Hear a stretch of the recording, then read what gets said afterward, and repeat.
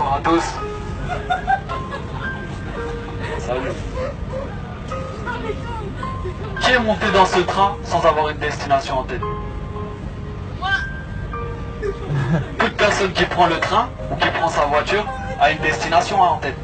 C'est vrai. Si tu montes dans le train sans destination, soit c'est que t'es perdu, soit que t'es un peu fou, quoi.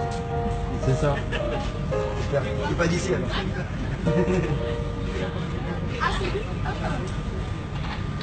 Mais maintenant, est-ce que tu savais que ta vie a une destination aussi?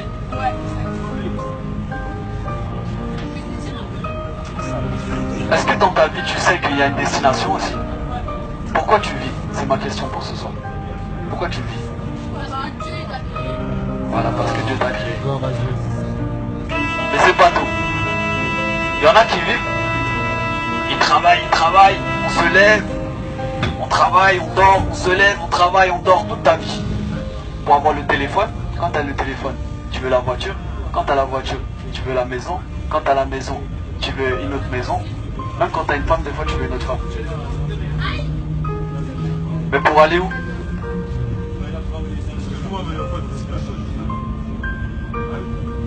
Pour aller où? C'est pas le trajet qui compte, c'est la fin en fait. C'est ça. C'est la fin qui compte. Maintenant, aujourd'hui, j'aimerais te dire, la fin d'une chose vaut mieux que son commencement. Peut-être tu commences avec l'argent, mais l'argent c'est pas la fin. La fin c'est la mort, parce qu'il est donné à tous les hommes de mourir une fois. Longtemps tu t'es préparé pour acheter ta voiture. Longtemps tu t'es préparé pour avoir ta femme. Mais combien de temps tu t'es préparé pour rencontrer Dieu? Et la Bible nous dit pourtant, prépare-toi à rencontrer Dieu. Maintenant, à n'importe quel moment tu peux mourir. J'espère que tu vivras longtemps. Mais malheureusement, il y en a qui meurent à 20 ans. Il y en a qui meurent à 18 ans, qui avaient demandé personne. Et eux, ils sont pas meilleurs que nous. Alors aujourd'hui, toi aussi, tu peux mourir jeune. C'est triste, mais c'est la vérité. Et si tu meurs, aujourd'hui tu avais mis ton espérance, peut-être putain j'aurai un beau mari. Mais si la mort frappe ce soir, il est où le beau mari? Peut-être tu voulais être célèbre, mais si la mort frappe, elle est où la célébrité? Par contre, Dieu sera bel et bien là. Amen, c'est vrai. Maintenant, analyse ta vie. Qui peut dire ici qu'il est sans défaut? Qui peut dire ici qu'il n'a jamais menti? Qui peut dire ici qu'il n'a jamais convoité une femme avec ses yeux? Moi, je l'ai déjà fait. Mais la Bible dit qu'aucun menteur n'héritera du royaume des cieux. Qu'aucun idolâtre n'héritera du royaume des cieux. Qu'aucun débauché n'héritera du royaume des cieux. La Bible va jusqu'à dire que tous les hommes sont pécheurs et sont privés de la gloire de Dieu. Donc malgré que tu aies un beau visage, malgré que tu es apprécié par tous tes amis, si tu es devant Dieu, Dieu est saint. Tellement saint que ses yeux ne peuvent même pas voir le péché. Comment tu vas rentrer dans le royaume de Dieu? Et même quand tu seras jeté en enfer, ce sera juste. Parce que le cœur de l'homme est mauvais. Aucune religion ne peut te sauver. Parce que la religion, c'est croire. J'ai fait ces actions, je vais mériter le ciel. Tu crois que tu mérites le ciel? La Bible dit qu'on n'est pas sauvé par les œuvres, mais qu'on est sauvé par la foi en Jésus-Christ. Parce que tout a un prix dans la vie. Même tes péchés ont un prix. C'est pas gratuit. Dieu est juste et quelqu'un doit payer. C'est pour ça que Dieu, dans son grand amour, oui, parce que Dieu est amour, sa volonté est que tout homme soit sauvé, que tout homme ait la vie éternelle. Il a envoyé Jésus-Christ, son Fils. Il a bu la coupe de la colère de Dieu. Toutes les fois où tu as menti, toutes les fois où tu as haï, Jésus-Christ l'a subi par amour pour toi. Parce que tout comme un père a compassion de ses enfants, l'Éternel a compassion de ceux qui le craignent. Dieu te demande simplement une chose. Repens-toi. Cesse de faire le mal.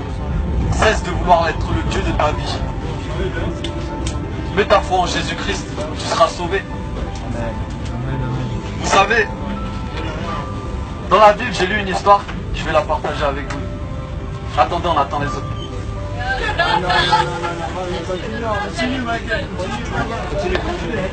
Les gens écoutent. Tu vois, il y avait une femme samaritaine. Elle était au bord d'un puits. Jésus-Christ, il passait par là, il avait faim, il avait soif, il aurait pu rentrer à la maison, manger, dormir. Mais comme il ne cherche pas ses intérêts, il est venu au bord de cette femme qui était au bord du puits pour lui parler. Tout comme moi, j'aurais pu rester à la maison. J'ai des frères, j'ai des soeurs, j'ai ma maman, j'ai mon père. Mais aujourd'hui, je suis là, je sais même pas quelle heure il est, je pars dans le train. C'est quoi la suite de l'histoire? La suite de l'histoire, c'est qu'en fait, cette femme, Jésus lui dit, si tu bois de cette eau, tu auras encore soif. Tous les jours, tu vas venir ici boire. Tu vas boire, tu rentres à la maison. T'as soif, tu retournes.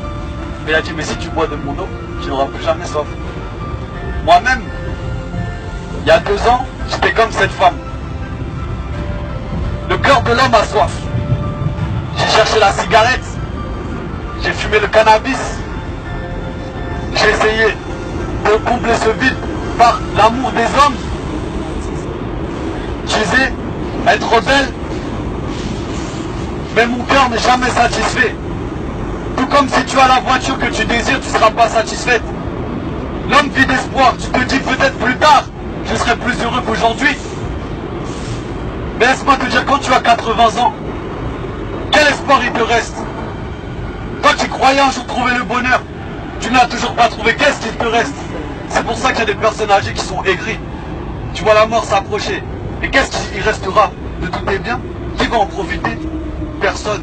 Ta vie n'a été que du vent. Tes soirées n'ont été que du vent. Toutes tes relations amoureuses n'ont été que du vent. Parce que tu as construit la maison sur le sable. Mais Dieu veut que tu construises la maison sur le roc. Amen. Sur sa parole. Parce que Dieu n'est pas un homme pour mentir. Ce soir, qu'est-ce que tu feras de cette parole? Amen. Mets ta foi en Jésus-Christ. Et Dieu te promet la vie éternelle. Amen. Amen. Que Dieu vous bénisse.